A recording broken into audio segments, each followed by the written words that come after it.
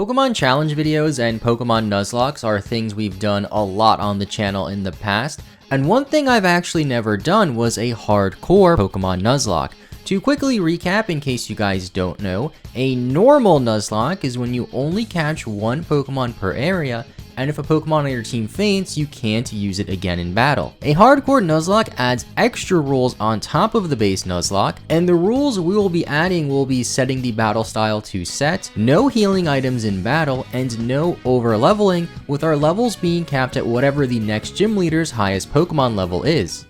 If you love PaPaSea, you'll love PaPaSea Extra. This new channel is for the most epic Twitch highlights from the PaPaSea Twitch channel, both of which will be linked in the description. Come watch some of the best Nuzlockers in the world with me, from the most epic gamer ever. It's so poggers! So come join me over at the PaPaSea Twitch channel and the PaPaSea Extra channel. I'll be waiting. Ooh.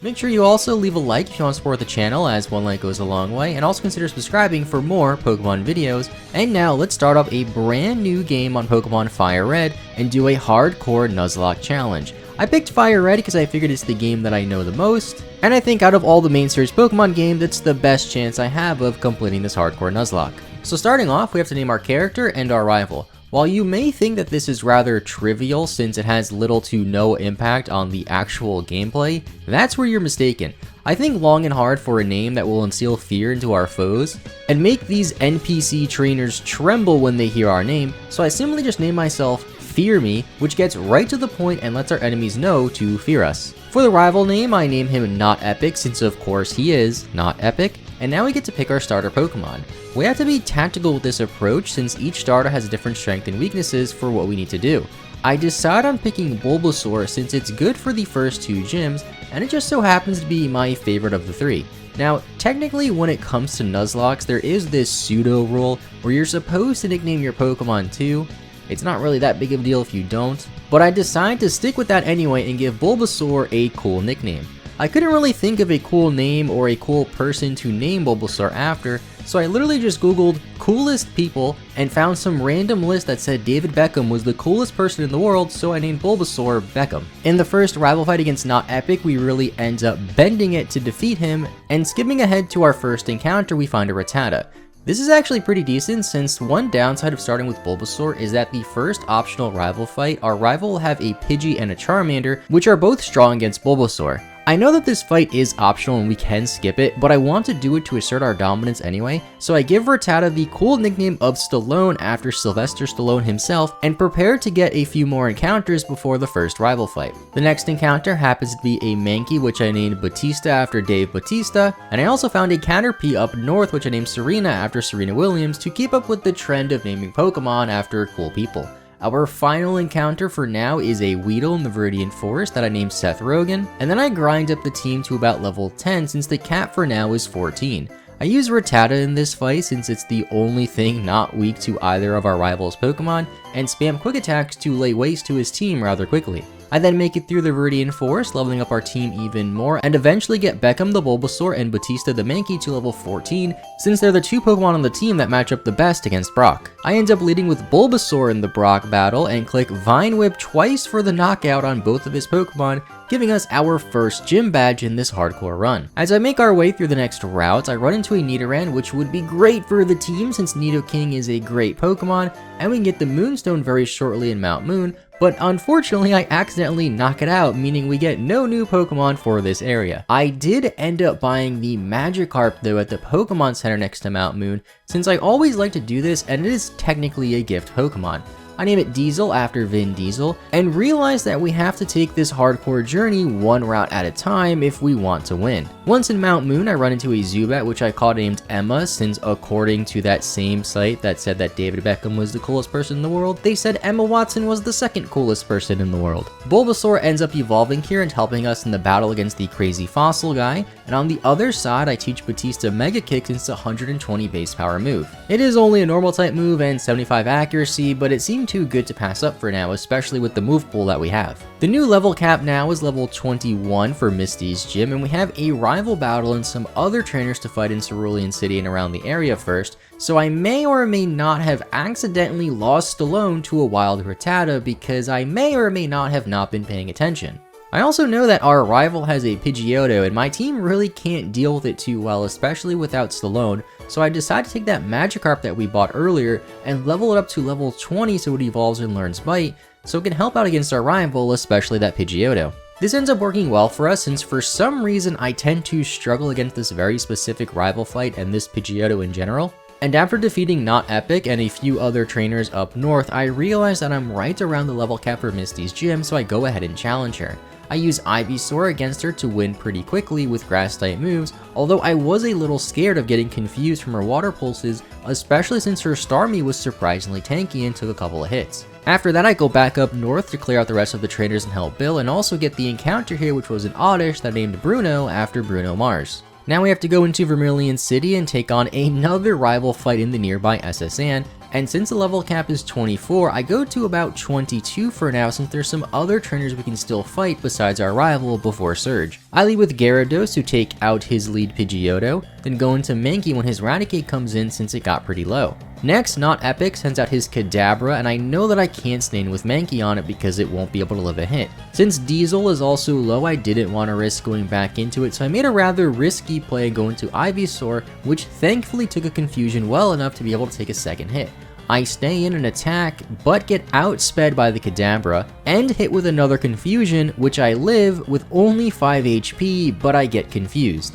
I unfortunately hit myself in confusion here, knocking myself out, losing our second Pokemon of the run, which happened to be our starter. This was the first situation where I really wish I could heal in battle, but of course we couldn't because this is a hardcore Nuzlocke. So from here I'm forced to go into Gyarados to try to take it out, which thankfully it does, and I'm able to beat our rival without losing any other team members. After that, I decide to head into the Diglett cave and get the encounter, which I probably should have done before the rival fight, but I did get a Diglett of course and name it Angelina after Angelina Jolie, who is also apparently one of the coolest people in the world according to that random website that lists cool people. I know that this Diglett will be great against Surge's gym, so I go to the level cap of 24 and take out all the junior trainers easily, although Diglett is frail, so it does take a decent bit of damage from their electric type Pokemon. I know that in the Surge fight, I should be fine as long as I don't get paralyzed or miss any of my moves. His lead Voltorb thankfully goes down with one dig, then his Pikachu goes for double team while I'm underground, which did scare me.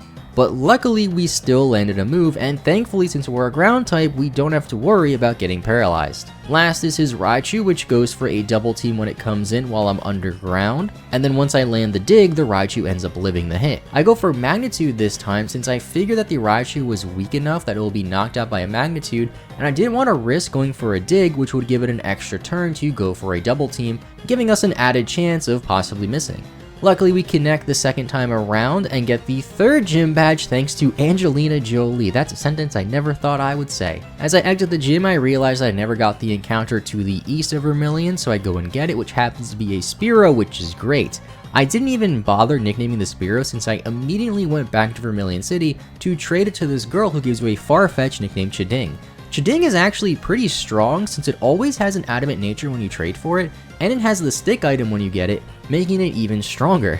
From here we have to go through the rock tunnel, and on the way I found a Voltorb in the grass which I caught and named Leo after Leonardo DiCaprio. Bautista ends up evolving into Primeape in the cave, and the only Pokemon I ran into in the cave were Zubats, so I didn't catch anything here since it would technically be Dupclaws and I don't really want to have two of the same Pokemon on the team. I also boxed the Farfetch unfortunately because I realized having 3 flying types might not be the best idea, and I really wanted to keep the Gyarados and the Golbat.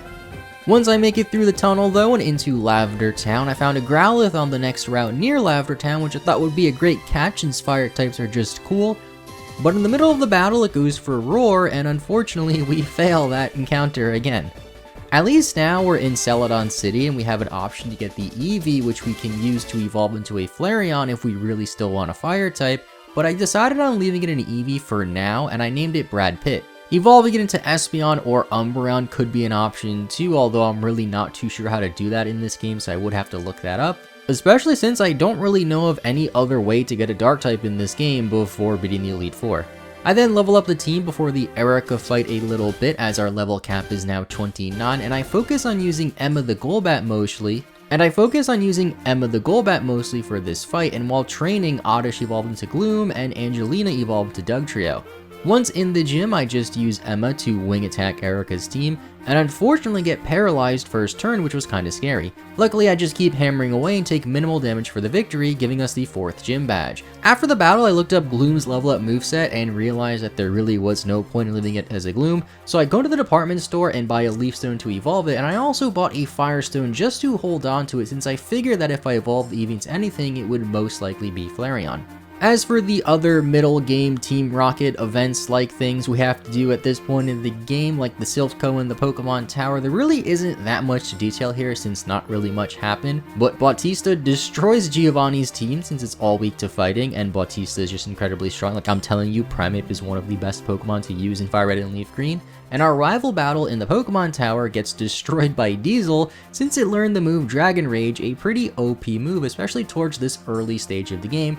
where things don't really have that high HP stats. While in the Pokemon Tower though, I was pretty excited to possibly catch a Ghastly since I realized that we have little to nothing on our team that could take care of Sabrina, another reason why I was leaning towards possibly evolving Eevee into Umbreon. And 3 of the Pokemon on our team also happen to be weak to Psychic types, while 2 other Pokemon on our team are relatively frail in Dugtrio and Eevee. Unfortunately, we encounter a Cubone in the tower instead, which I didn't even realize you could encounter here, so I just caught that instead. I don't think we're ever going to use this thing, but now we can finally make our way into Fuchsia City, where we have to wake up the Snorlax in our way prior to getting there, that I instantly kill since Snorlaxes don't like to mess around and I probably wouldn't have caught it anyway. I don't really think risking battling it was a good idea. But in the cycling road, I did catch a Doduo, which I accidentally forgot the nickname, but Doduo is a pretty cool Pokemon, so I'm happy to have it. This finally takes us into Fuchsia City, where I rush to get the HM for Surf and Strength immediately, so Diesel can finally have a water type move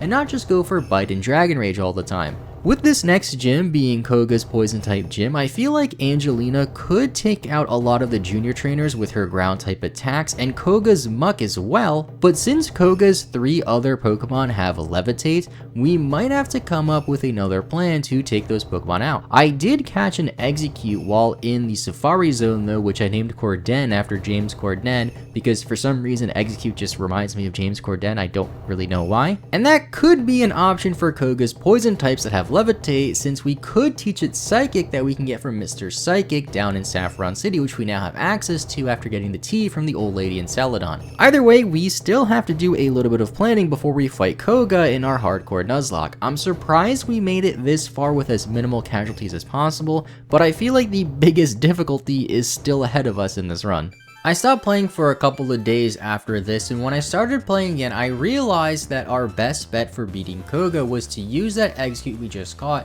and evolve it, but it turns out I forgot to save my game the last time I played, so I had to replay up until the point we were at right before the Koga fight. I recreated it the best I possibly could, and still caught that Execute, although I did miss some other encounters along the way that we technically should have. But I leveled up the Execute named Corden, evolved it, and taught it Psychic for Koga's poison type gym. I was pretty nervous for this fight, and when I go into the fight, I realized that I was 1 level under what I thought the level cap was, which scared me a little bit more. Turns out that I was worried for nothing, since Psychic from Corden one-shots literally everything on Koga's team, giving us the 5th gym badge. We're not out of the woods just yet though, since Sabrina is arguably the hardest gym leader in this game, and I would go as far as saying that Koga and Sabrina are the 2 hardest in this game in general. But after blazing through the Silph Co with Fury and getting the Master Ball, I prepared to challenge Sabrina. We have no Dark or Ghost type Pokemon that we can use, and we could technically level up one of the Bug type Pokemon we caught early on, which would be super effective against our Psychic Pokemon, but I figured they'd be too weak in general, so I just rely on using Bite and Dragon Rages from Diesel in this fight. This ends up going much better than I anticipated at the start of the battle, with most of her Pokemon being 2-shotted, and then her Alakazam comes out and starts taking hits pretty well, while also setting up Calm Minds of her own. Dragon Rage looks like it'll be about a 3-hit KO, however a boosted Psychic is too strong for Diesel to take from the Alakazam, knocking it out, meaning it's up to the rest of the family to get the victory here. I realize that nothing can take a hit, and the only Pokemon on our team with a chance of being faster than Alakazam is Angelina the Dugtrio, so I go in, click Dig, and thankfully outspeed for the knockout. She ended up going for Future Sight, so I guess that even if we didn't outspeed would have been fine, but I was still nervous nonetheless, and we got the 6th gym badge out of it. I sadly deposit Diesel into the death box after the fight and decide to replace it with Brad Pitt the Eevee, which I evolved to Vaporeon for the final 2 gym fights. This allows Vaporeon to clean up Blaine's gym faster than it took me to read this line of the script, one-shotting everything, meaning all that's left now is Giovanni's team in the 8th gym. Giovanni is surprisingly very easy in this game, which I've said a lot in other videos too, which really is a shame too since he is supposed to be the main villain of this game, so Brad Pitt is able to clear out his gym almost as easily as it was able to clear out Blaine's. Kinda weird how the 5th and 6th gym leader are significantly harder than the 7th and 8th, but as we head out of Giovanni's gym and out to Route 22, we have yet another rival fight against Not Epic, which I lead with Brad Pitt in again. I go for Surf and landed on his Pidgeot, then the following turn he switches into his Execute, but my Surf still does over half damage to it, so I just stay in and knock it out with another Surf. On his Alakazam, I get bad flashbacks to Sabrina, but I stay in and go for Bites anyway. His Alakazam only goes for Disable a couple of times here and fails to do anything to us, giving us an easy knockout. And then the remainder of his team was weak to water outside of Gyarados, but it foolishly goes for Hydro Pump on Vaporeon to heal me up, allowing me to spam Bite a bit safer for a few turns to get the knockout, and then once Charizard comes in I go for Surf to get the victory. Once in Victory Road, I get another encounter, which was a Geodude that I accidentally killed, and once we make it to the Pokemon League, I realize that I only have 5 usable Pokemon and 1 HM Slave, so I swap out the HM Slave for a Raticate that I found in the Pokemon Mansion a little while ago, and didn't even bother to mention until now since I didn't think I would be using it. It was the best Pokemon I had left, and I didn't even think about nicknaming it after a cool person since naming somebody after a rat just seems kinda rude. It has Super Fang and Hyper Fang, which I thought would be pretty useful, and since the level cap here is technically 63 as the champion has a level 63 Pokemon, I figure that since the earlier trainers in the Elite Four have Pokemon of a much lower level than that, I made the level cap only 58 to make it a little bit harder on us. I also decided against catching any of the legendary Pokemon we could have caught to be our 6th Pokemon instead of Raticate, because I figured if I got a Zapdos, which would have fit so well with this team, it also would have made the game a little bit too easy and I would have been able to just sweep through most of the Elite Four with it. I probably should have made that a rule at the start not to use any of the legendaries, but I guess we're kind of tacking it on now because I just never caught one. Before heading into the Elite Four, let's recap the team though. First is Brad Pitt the Vaporeon, which has been the best Pokemon that we've used towards the end of the run ever since Gyarados fell. Angelina the Dugtrio, which has gotten us out of a couple of sticky situations and unfortunately possibly got some of you guys into some sticky situations. Corden the Executor, Batista the Primate that has been with us for the longest on the team, Emma the Golbat, which keeps trying to evolve into Crobat but can't since we don't have the national dex yet, kind of an annoying little feature in this game that really likes to tease you, and finally the newcomer, Raticate, which I'm really only bringing for Super Fang and possible death fodder. First we have Lorelei, and in the fight I lead with Batista to spam fighting type moves on her ice type Pokemon, then I go into Corden on her Slowbro and back to Batista for a little bit. She eventually sends out a Jinx, which scares me enough to switch Batista out, so I go into Vaporeon to bite it, but unfortunately I keep getting hit by Lovely Kisses and Attracts, which is quite annoying. This goes on for quite a while and whittles down my whole entire team's health kind of a lot, especially since her Cloyster got a layer of spikes up earlier in the fight, adding on to the damage that I'm taking. We end up getting to a point where everything is so low on my team that I have to make the risky play of going into Dugtrio on her Ice-type Jinx and hope that it either lives a hit or that the Jinx misses a hit. Unfortunately, Angelina goes down to Jinx from an Ice Punch. I really didn't think it would click Ice Punch as I had Vaporeon in which resists Ice Punch, but this forces me to go to Raticate to finish it off, and once Lapras comes in, I'm still not in a good spot, so I have to stay in, go for Super Fang, and let Raticate die. I really didn't want to risk a switch, thinking everything else on the team wouldn't be able to take a hit with how low they were, so Raticate unfortunately falls, and then I go into Batista to finish it off with a low kick. Losing 2 Pokemon in the very first Elite Four battle really isn't a great start to our Elite Four run, but luckily we match up so much better against Bruno than we did with Lorelei,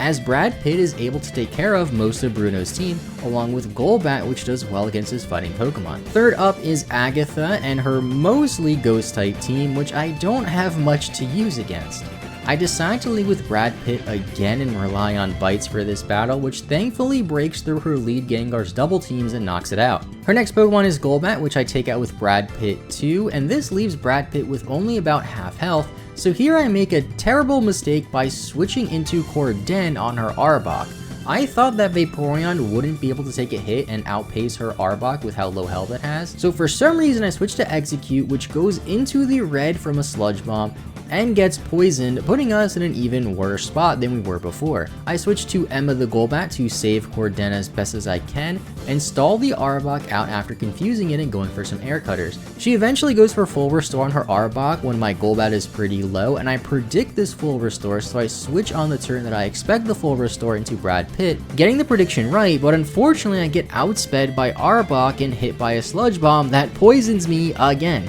At this point, of our 4 remaining Pokemon, 3 are in the red, 2 of which are poison, and the 4th is Batista, which only has normal type moves and fighting type moves, which can't do anything to her remaining ghost type Pokemon. This really isn't looking great for us, and after Brad Pitt falls, I go into Batista to take out her Arbok, but now when she sends out her Haunter, we can't do anything to it with the move pool that we have. I switch to Golbat, which gets cursed and then dies, then Corden, which manages to take out the Haunter, only to die to her next Gengar. All that's left now is Batista, which is at full HP, but only has normal type moves and fighting type moves, meaning we can't win this fight anymore. Batista ends up falling, unfortunately causing us to lose this hardcore Nuzlocke run of Pokemon Fire Red. While I definitely made some misplays and mistakes along the way, especially towards the end of the run there, I think we did pretty well for our first ever hardcore Nuzlocke, and you really take for granted how much you heal in battle once you do something like this and realize that you can't heal in battle. If you've seen some of the Nuzlocke runs that I've done on Twitch, which will be linked below by the way, this run went far better than most of those runs anyway. In the end, if you want to support the channel as well, you can do so by leaving a like on the video and subscribing for more Pokemon videos. And also let me know if you want to see more hardcore Nuzlocke challenge videos like this one in the future, and what other challenges we could possibly attempt. With all that out of the way, I just want to thank you all so much for watching. Hope you have a great rest of your day. I'll see you all next time, and bye bye.